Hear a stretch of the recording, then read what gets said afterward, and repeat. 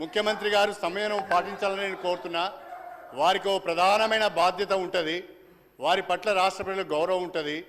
ఆ గౌరవాన్ని కాపాడుకునే విధంగానే ముఖ్యమంత్రి గారు మాట్లాడాలి తప్ప కోమటిరెడ్డి రాజగోపాల్ రెడ్డి యొక్క మాట్లాడితే బాగుండదు అధ్యక్ష అని ఈ సందర్భంగా చెప్పదలుచు. రాజగోపాల్ రెడ్డి గారు నా వ్యక్తిగతంగా నా పేరు తీసుకొని మాట్లాడాడు.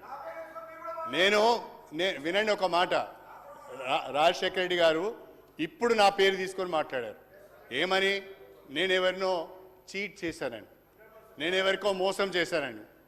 అసలు కాంగ్రెస్ పార్టీకి చీడ పురుగు నువ్వు. కాంగ్రెస్ పార్టీని చీట్ చేసింది నువ్వు. కాంగ్రెస్ పార్టీని నాశనం చేసింది కాంగ్రెస్ పార్టీ. మన సభలో నా గురించి ఏం మాట్లాడతాడు?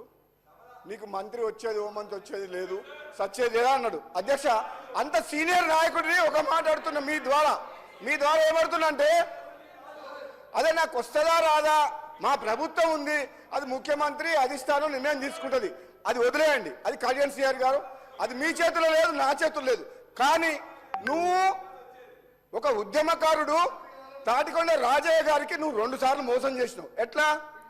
ఒకసారి ఏమో ఉప ముఖ్యమంత్రి పదవిలో ఉంటే అవమానకరంగా ఆనాడు తొలగించి ఆయన పీఠంలోకి ఎక్కిండు, ఉప ముఖ్యమంత్రి పదవి తీసుకుండు.